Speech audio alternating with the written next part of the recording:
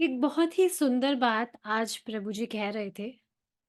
आप देखेंगे हमारी बहुत सी भौतिक इच्छाएँ होती है, इज़ इट नॉट? लेकिन पूरा होने के बाद में भी अरे यार मज़ा नहीं आया, होता है ऐसा? पूरा हो जाती है काफ़ी चीज़ें, लेकिन फिर भी अरे यार मज़ा नहीं आया। लेकिन इसका आप ऑपोज़िट कर दीजिए आप बिल्कुल। कोई भी आध्यात्मिक इच्छा हम करते हैं और वो पूर्ण हो जाती है। तो अ, उसका जो सैटिस्फैक्शन होता है दैट इज़ जस्ट वॉव! आप देखिए ना भक्ति में आने के बाद तो हमारी सारी ही इच्छाएँ ऑलमोस्ट भगवान की तरफ ही मुड़ जाती है। सारी नहीं ऑलमोस्ट सभी भगवान की तरफ ही मुड़ जाती है।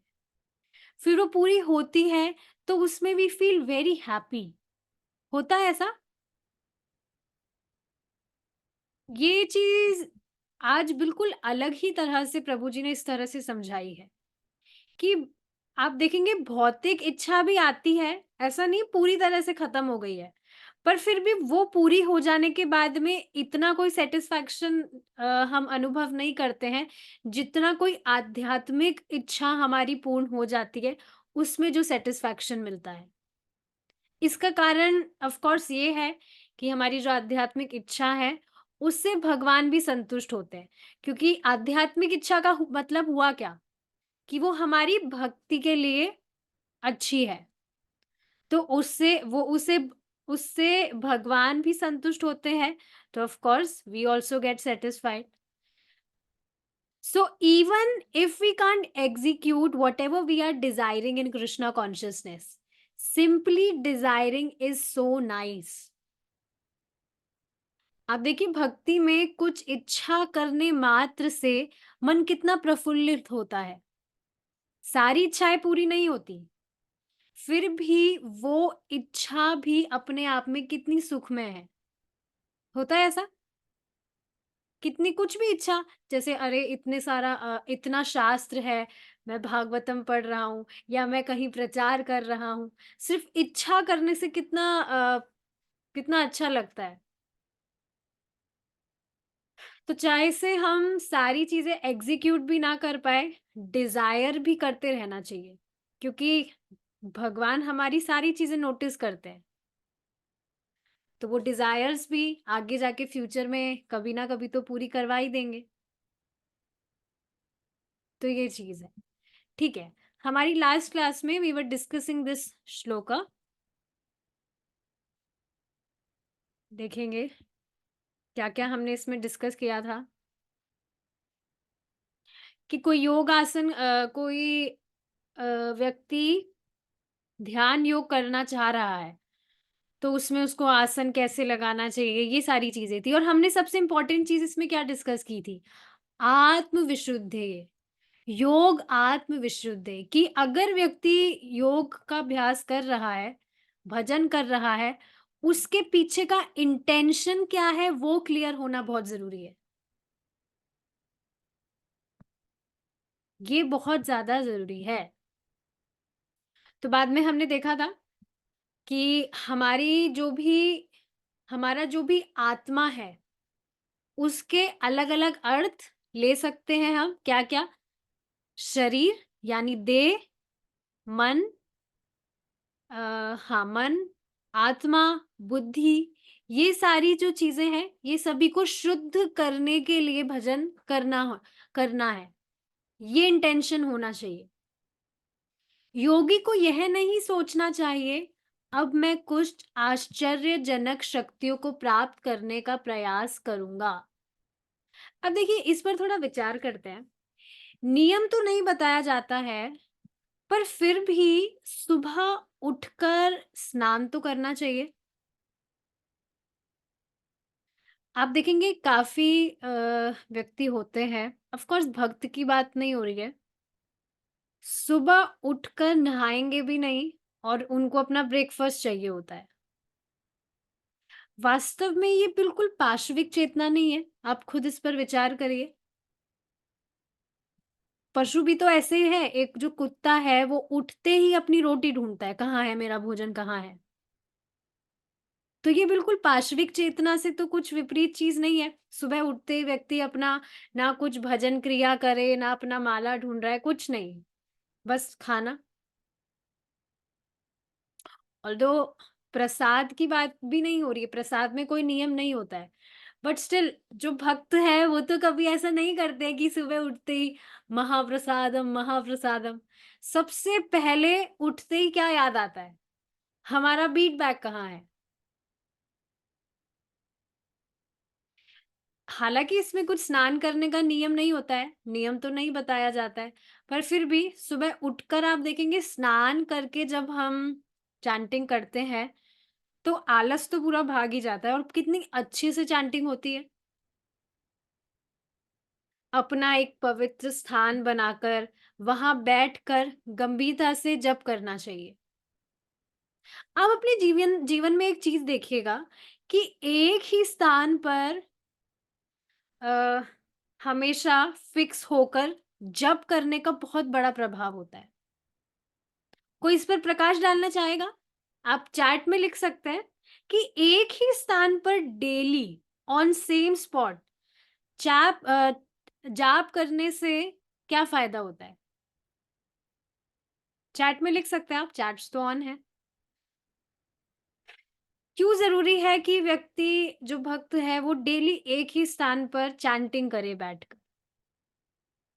पहला तो ये कारण है कि हम जिस स्थान पर बैठते हैं, तो वो स्थान शुद्ध हो जाता है। डेली वहाँ पर जप कर रहे हैं तो, भजन कर रहे हैं तो। दूसरी चीज़ क्या हो सकती है कि नया कुछ देखने को नहीं मिलेगा। अब भई मन नहीं लग रहा है, तो भई इधर-उधर की चीज़ों को देख लें थोड़ा। इसलिए स्पेशली बालकनी में बैठकर तो कभी जप करना ही नहीं चाहिए। मैं ऐसा इसलिए कह रही हूँ, आप भक्त तो सब सुबह ही कर लेते हैं, सुबह पहले कौन बालकनी में जाकर जप करेगा? पर दिन के टाइम पर जो जप करते हैं, स्पेशली बालकनी में बैठ के, वो जप नहीं होता है। बालकनी में लिटरली मैंने देखा है ऐसे नीचे देख रहे हैं और माला फिर रही है। ये तो कोई एटिकेट नहीं होता है। तो सुबह के टाइम का भी ये बहुत बड़ा लाभ है। एक तो सतोगुण का संग मिलता है, ऊपर से कोई डिस्ट्रैक्शन भी नहीं होता है। ना कोई परेशान करने आएगा, घर में ना कोई अगर बच्चे हैं वो पै-पै करेंगे, कुछ भी नहीं, नो डिस्ट्रैक्शन एट ऑल। कितनी शांति होती है सुबह-सुबह। फॉर्च्यूनेटली अ, मेरा जो पड़ोसी है उसको भी अक्ल आ गई है कि सुबह-सुबह गाने नहीं चलाने, अपने आप ही बंद हो गए अब। 2 दिन से तो मुझे नहीं सुनाई दे रहा है कुछ। तो देखिए सुबह जप करना कितना अमेज़िंग लगता है। पहले मेरा बहुत जल्दी जप कंप्लीट हो जाता था, ऑलमोस्ट 2 घंटे से भी पहले। बट अब मैं बहुत मतलब एक-एक नाम सुनने का प्रयास करती हूँ अच्छे से, so I am taking more time to chant. क्योंकि आप देखेंगे चैंटिंग ही तो हमारी मेन साधना है। ऑफ कोर्स बाकी सारी चीज़ें भी हैं, बट चैंटिंग सबसे ज़्यादा ज़रूरी है। तो य हमेशा राउंड्स कंप्लीट करने के लिए चैंटिंग नहीं करना चाहिए। We should prioritise our chanting more. तो हाँ, सुबह का टाइम बहुत अमेज़िंग है, कुछ भी डिस्ट्रैक्शन वग़ैरह नहीं होते, कॉल वग़ैरह नहीं होते। फ़ोन तो सुबह कभी चेक करना ही नहीं चाहिए। उठते ही पहले आप देखेंगे, सबसे पहले फ़ोन पर नज़र जाती है, थोड़ा देखते हैं क्या आया है, क्या नहीं आया है। चेक नहीं करना चाहिए, नहीं तो जब के टाइम पर भी फिर वही चीज़ें घूमेगी। तो हाँ, ये चीज़ है कि एक जगह बैठकर आप जब करें, तो आप प्रभाव देखेंगे बहुत होता है। Instead of changing your seat again and again जो भी आपका आसन है या स्थान है, उसको बार-बार चेंज करने की जगह। और आप देखेंगे जब इस तरह का अभ्यास बन जाता है, तो 16 माला कंप्लीट करके ही भक्त उठता है। उसके बाद ही कोई और कार्य करने का मतलब दिमाग में आता है। एक माताजी हैं, माताजी थी, प्रभु जी बता रहे थे, वो प्रभु जी से पूछी कि 16 माला करना ज़रूरी है? क्या हम 15 माला चैंट नहीं कर सकते? तो प्रभु जी ने पकड़ लिया मतलब कि 15 माला के लिए क्यों कह रही है, 16 माला क्यों नहीं कर रही है? इसका मतलब है पूरे दिन भर में माला हो रही है। प्रभु जी ने कहा, तो माता जी ने कहा, "अरे! आपको कैसे पता चला?" तो यही तो चीज़ है, जब 15 माला कर ले रहा है व्यक्ति, तो 16 में क्या दिक्कत है? पर पूरे दिन भर में माला हो रही है, तो आप देखिए एक माला भी भारी लगता है। तो देखिए, जो मन है उसको स्थिर करना आसान चीज़ नहीं है। पहली चीज़ है शारीरिक निष्ठा, कि हम एकदम संकल्प लें कि हमें हमारा सुबह जप करना ही है। यही चीज़ देखिए कल प्रभु जी बता रहे थे कि अगर आप शाम की क्लास में हैं, तो सुबह जप में आप पक्का दिखेंगे। शाम की क्लास से आपको प्रेरणा मिलती है कि हाँ, हमें जप करना है, मिलती है प्रेरणा। सुबह पक्का दिखेंगे आप, और जो शाम को गायब है, तो वो सुबह भी गायब ही दिखेगा। तो ये चीज़ है। और एक और चीज़ प्रभु जी बता रहे थे कि आप चैंटिंग करें तो सामने अपने चैतन्य महाप्रभु का फ़ोटो या तुलसी महारानी आप रख सकते हैं। आप सोचिए ना, ऐसे कहाँ हम 2 घंटे तक लगातार तुलसी जी का दर्शन करते हैं। तुलसी जी का दर्शन मात्र से व्यक्ति गोलोक जाने की योग्यता प्राप्त कर लेता है। सुबह गाते हैं ना हम, दृष्टा स्पृष्टा तथा ध्याता, कीर्तिता नमिता स्तुता, रोपिता सेविता नित्यम, पूजिता तुलसी शुभा। तो दर्शन मात्र से योग्यता प्राप्त कर लेता है गोलोक जाने का। तो रखना चाहिए सामने, एटलीस्ट फोटो रख सकते हैं चैतन्य महाप्रभु का। तो ये चीज है। हाँ, तो ये चीज हम पढ़ रहे थे कि योगी को यह नहीं सोचना चाहिए अब मैं कुछ आश्चर्यजनक शक्तियों को प्राप्त करने का प्रयास करूंगा। हाँ, कुछ लोग प्रयास करते हैं हवा में उड़ने का, हवा में उड़ाने का अपने आप को। अरे चेतना को उठाना है, शरीर को नहीं। होता है ऐसा कि सिद्धि प्राप्त करना चाहते हैं हम, हवा में टंगे या उड़े। एक व्यक्ति थे, वो बता रहे थे कि उनके कोई गुरुजी हैं, उनकी फ़ोटो में से राख बाहर आती है, इस वज़ह से उन्हें भगवान स्वीकार किया। तो अब पता नहीं इसके पीछे क्या है, फ़ोटो से कैसे क्या राख बाहर निकलती है। पर आप देखिए ना, ऐसी आश्चर्यजनक चीज़ें देखकर व्यक्ति बहुत प्रभावित हो जाता है और तुरंत एक साधारण मनुष्य को भगवान समझ लेता है। जबकि ये सारी सिद्धियाँ होती हैं जो हो जाती है प्राप्त। मुझे राख वाला चीज़ पता नहीं है ये कोई सिद्धि होती है या नहीं, पर काफ़ी सारी चीज़ें होती हैं जो एक आम इंसान नहीं कर आम इंसान करता हुआ नहीं देखा जाता है। पर इसका मतलब ये नहीं है कि वो भगवान हो गया। ये चीज़ समझनी चाहिए। कभी-कभी योगियों को कुछ सिद्धियाँ या शक्ति प्राप्त होती भी है, किंतु यह योग का उद्देश्य नहीं है। तथा वास्तविक योगी गण उनका प्रदर्शन नहीं करते। यस, इसका देखिए मतलब क्या है इस लाइन का। वास्तविक योगी गण उनका प्रदर्शन नहीं करते। पहली बात तो योग का उद्देश्य नहीं है कि कुछ सिद्धि विद्धि हमें प्राप्त हो, लेकिन कुछ प्राप्त होता भी है तो उसका प्रदर्शन नहीं करते। एक और चीज इसमें क्या है, कभी भी कोई ग्रेट डिवोटी है, वो ये आपको कहता हुआ नहीं दिखेगा that I am a great devotee. वो हमेशा अपने आप को बहुत कम ही समझेगा कि मैं तो कुछ भी तो नहीं कर रहा हूँ, देखो मुझसे भी कितने अच्छे-अच्छे भक्त हैं जो कितना कुछ करते हैं। तो कभी वो प्रदर्शन नहीं करता है। आप सोचिए ना, क्या श्रीला प्रभुपाद जी ने कभी कहा, I am a great devotee, जबकि श्रीला प्रभुपाद जी तो परमहंस हैं, इज़ इट नॉट? और उन्होंने जो किया उससे प्रत्यक्ष दिखता है कोई सामान्य व्यक्ति ऐसा नहीं कर सकता है, पर कभी भी प्रभुपाद जी ने ऐसा कुछ नहीं कहा। इनफैक्ट प्रभुपाद जी तो यही कहे थे इंटरव्यू में कि मैं तो डिवोटी बनने का प्रयास कर रहा हूँ। और भी काफ़ी सारी चीज़ें प्रभुपाद जी ने कहा है। अ, तो ये चीज़ है, प्रदर्शन नहीं करते। वास्तविक योगी सोचता है, अभी मैं इस भौतिक वातावरण से दूषित हूँ, अतः अब मुझे स्वयं को शुद्ध करना चाहिए। देखिए, इस चीज़ को समझिए, हम लोग ये शरीर नहीं है, हम आत्मा हैं। ये आप सभी ये सारी चीज़ आप सब जानते हैं। ये जो भी चीज़ है कि हम आत्मा हैं, आप जानते हैं। पर हमारी चेतना बिल्कुल फँसी हुई है इस शरीर में। तभी तो आप देखिए ना, ना चाहते हुए भी हम अपने शरीर के लालन-पोषण में लगे रहते हैं या कुछ ऐसा करते हैं जिससे हम हमें लगता है कि को इस शरीर को सुखी करने के लिए हम कुछ प्रयास करते हैं या शरीर के चेतना से युक्त हैं, कहा जाए। आज ही देखिए, बिल्कुल प्रैक्टिकल चीज़ है।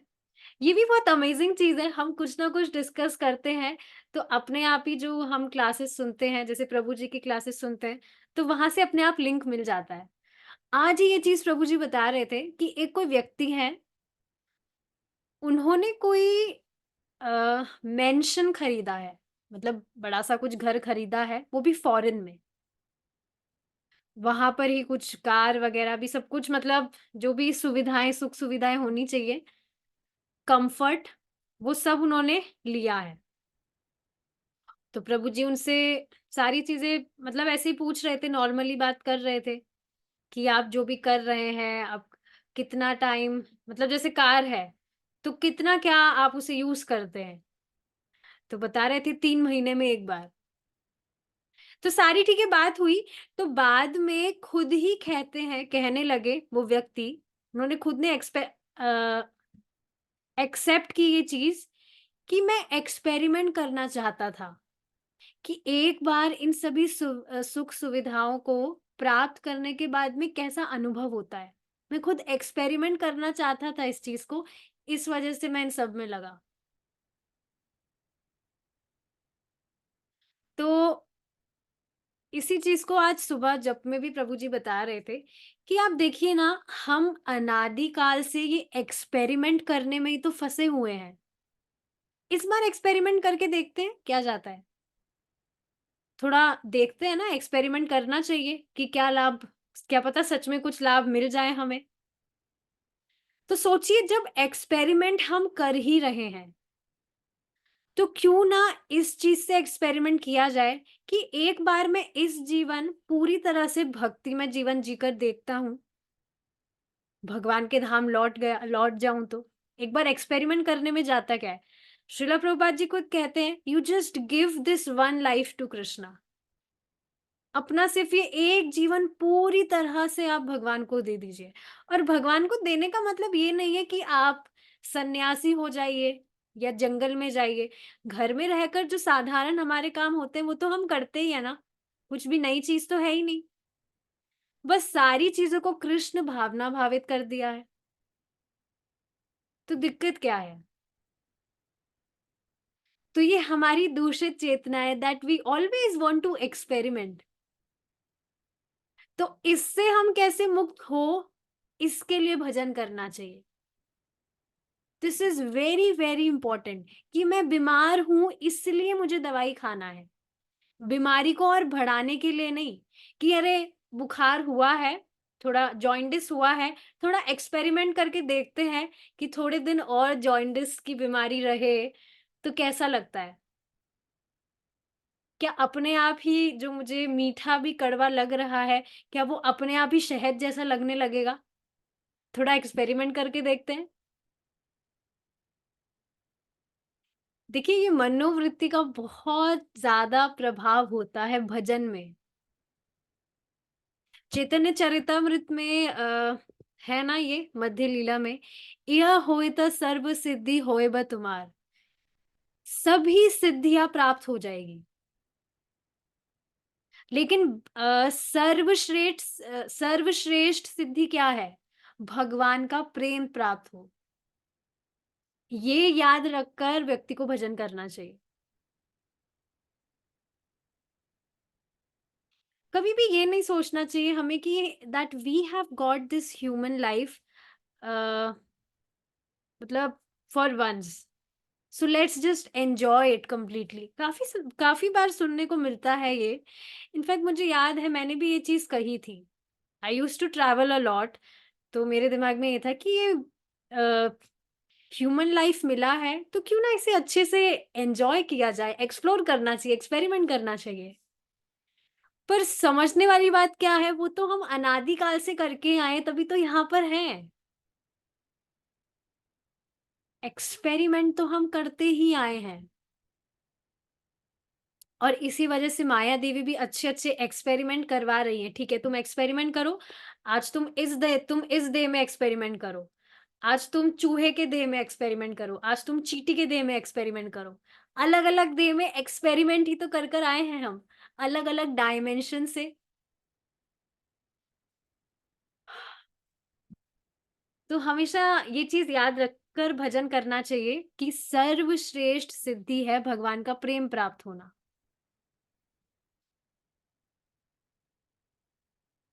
तो अभी मैं इस भौतिक वातावरण से दूषित हूँ, अतः अब मुझे स्वयं को शुद्ध करना चाहिए। देखिए, हम ये चीज़ पढ़ तो रहे हैं, पर क्या हम सही में इस पर विचार करते हैं? ध्यान से पढ़िए इस लाइन को। अभी मैं इस भौतिक वातावरण से दूषित हूँ, अतः अब मुझे स्वयं को शुद्ध करना चाहिए। जो भी मैं कर रहा हूँ, इससे मेरा शुद्धिकरण हो रहा है। क्या मैं इस चीज़ पर विचार करता हूँ या करती हूँ कि जो भी हम कर रहे हैं, इज़ इट प्यूरिफाइंग मी?